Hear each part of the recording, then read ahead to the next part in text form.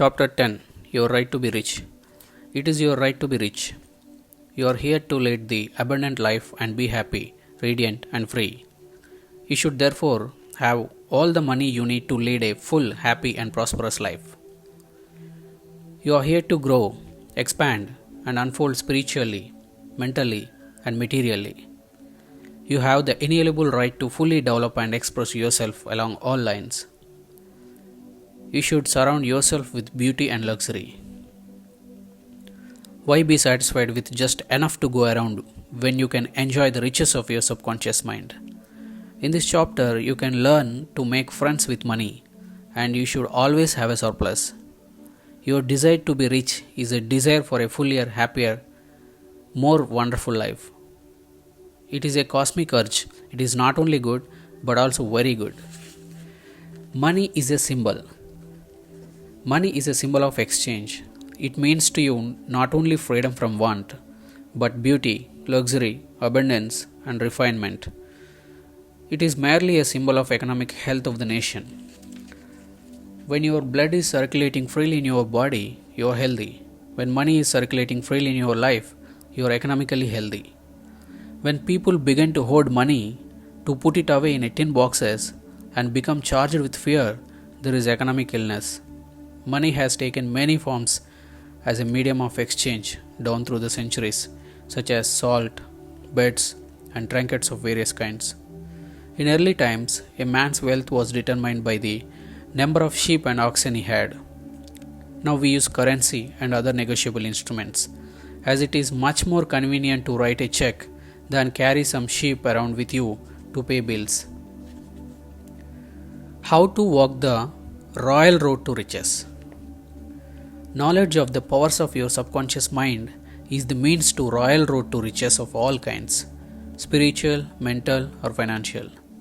The student of the laws of mind believes and knows definitely that regardless of economical situations, stock market fluctuations, depression, strikes, war, other conditions or circumstances, he will always be amply supplied regardless of what form money takes.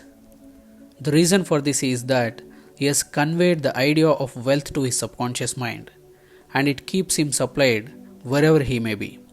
He has convinced himself in his mind that money is forever flowing freely in his life and that there is always a wonderful surplus. Should there be a financial collapse of government tomorrow and all the man's present holdings become valueless, as the German monarchs did after the First World War, he would still attract wealth and be cared for, regardless of the form the new currency took. Why you do not have more money? As you read this chapter, you are probably saying, I am worthy of a higher salary than I am receiving. I believe most people are inadequately compensated.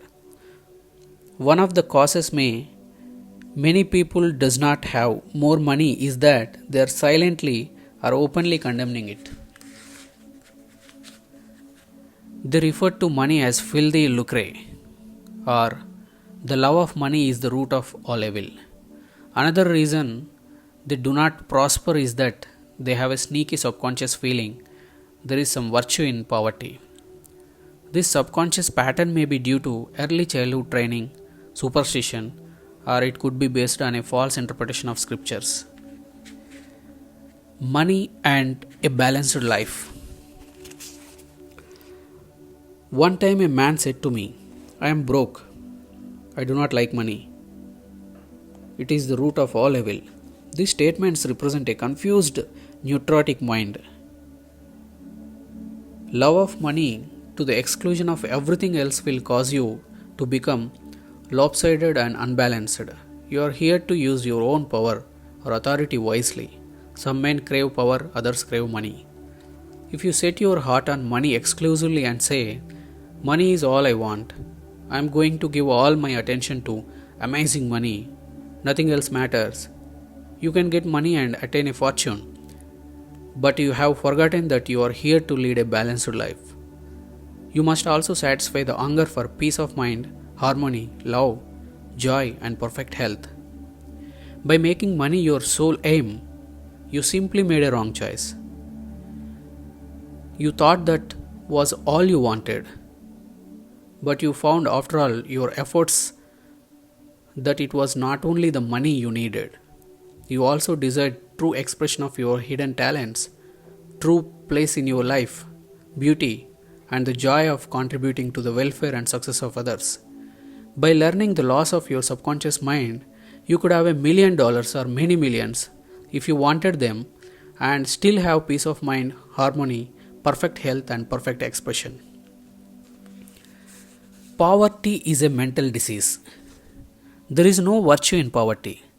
It is a disease like any other mental disease. If you are physically ill, you would think there was something wrong with you. You would seek help and do something about the condition at once. Likewise, if you do not have money constantly circulating in your life, there is something radically wrong with you. The urge of the life principle in you is toward growth, expansion, and life more abundant. You are not here to live in a hovel, dress in rags, and go hungry. You should be happy, prosperous, and successful. Why you must never criticize money. Cleanse your mind of all void and superstitious beliefs about money. Do not ever regard money as evil or filthy. If you do, you cause it to take wings and fly away from you. Remember that you lose what you condemn. You cannot attract what you criticize. Getting the right attitude toward money. Here is a simple technique you may use to multiply money in your experience. Use the following statements several times a day. I like money. I love it.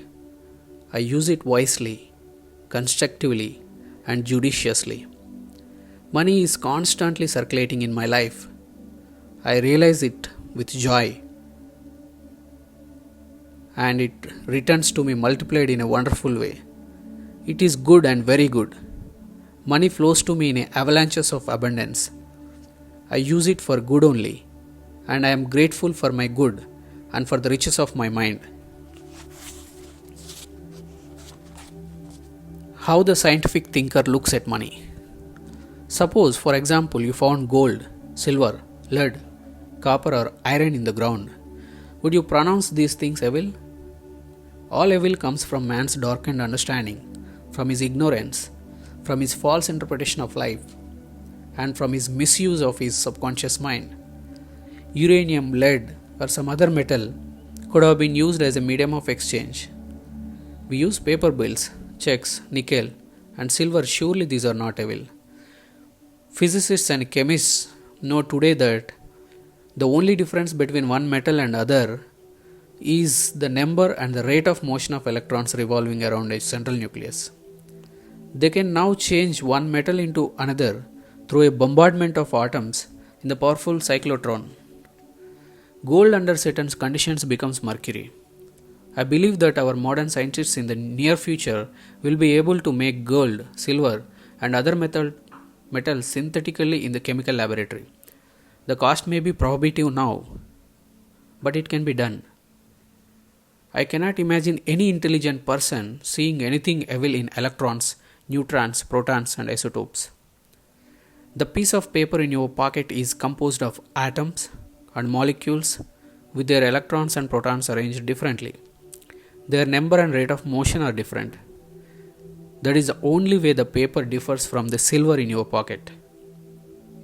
How to attract the money you need. Many years ago, I met a young boy in Australia who wanted to become a physician and surgeon, but he had no money. I explained to him how a seed deposited in the soil attracts to itself everything necessary for its unfolding, and that all he had to do was to take a lesson from the seed and deposit the required idea in his subconscious mind. For expenses, this young, brilliant boy used to clean out doctors' offices, wash windows, and do odd repairs jobs. He told me that every night, as he went to sleep, he used to picture in his mind's eye a medical diploma on a wall with his name on it, big bold letters. He used to clean and shine the framed diplomas in the medical building where he worked. It was not hard for him to engrave the image of a diploma in his mind and develop it there. Definite results followed as he persisted with his mental picture every night for about 4 months. The sequel of this story was very interesting. One of the doctors took a great liking to this young boy, and after training him in art and sterilizing instruments, giving hypodermic injections, and other miscellaneous first aid work, he employed him as a technical assistant in his office. The doctor later sent him to a medical school at his own expense. Today, this young man is a prominent medical doctor in Montreal, Canada. He discovered the law of attraction by using his subconscious mind the right way. He operated an age old law which says, having seen the end, you have willed the means to the realization of the end. The end in this story was to become a medical doctor. This young man was able to imagine, see, and feel the reality of being a doctor. He lived with that idea, sustained it, nourished it, and loved it until through his imagination it penetrated the layers of his subconscious mind and became a conviction, thereby attracting to him everything necessary for the fulfillment of his dream.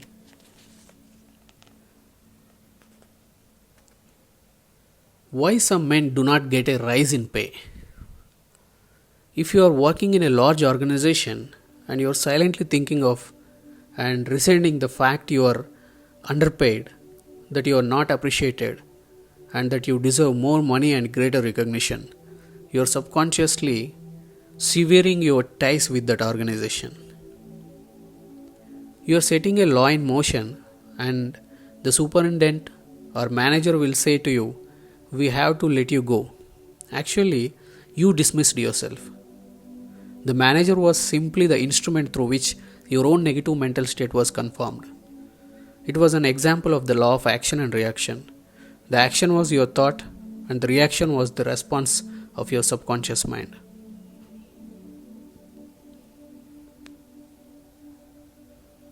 Obstacles and impediments on the pathway to riches. I'm sure you have heard men say, "That fellow has a racket. He's a racketer. He's getting money dishonestly. He's a faker. I knew him when he had nothing.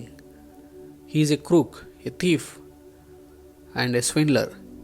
If you analyze the man who talks like that, you discover he is usually in want or suffering from some financial or physical illness. Perhaps his former college friends went up the ladder of success and excelled him.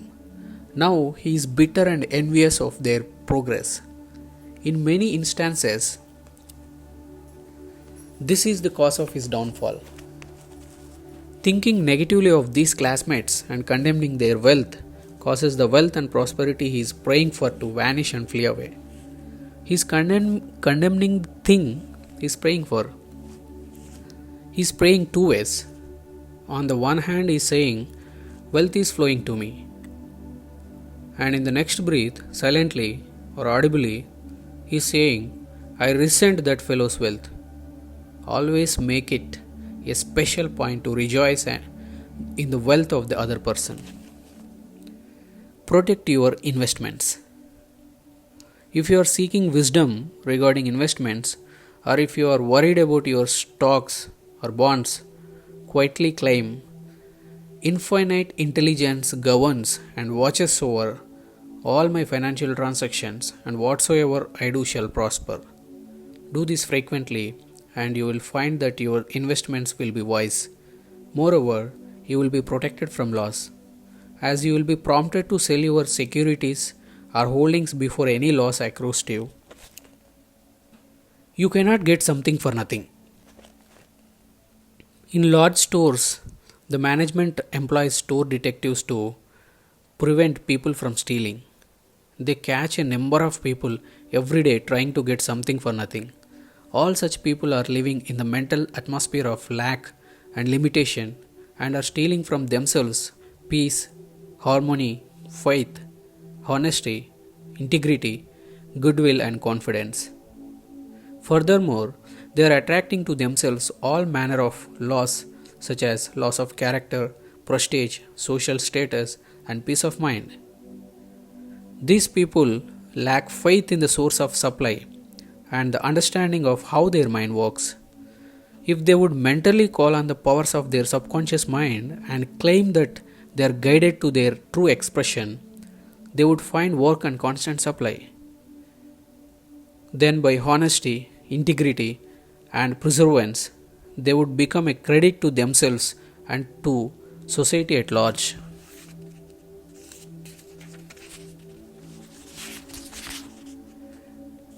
Your constant supply of money. Recognizing the powers of your subconscious mind and the creative power of your thought or mental image in the way to opulence, freedom, and constant supply. Accept the abundant life in your own mind. Your mental acceptance and expectancy of wealth has its own mathematics and mechanics of expression. As you enter into the mood of opulence, all things necessary for the abundance life will come to pass. Let this be your daily affirmation. Write this in your heart. I am one with the infinite riches of my subconscious mind. It is my right to be rich, happy, and successful. Money flows to me freely, copiously, and endlessly. I am forever conscious of my true worth. I give off my talents freely, and I am wonderfully blessed financially. It is wonderful. Thank you.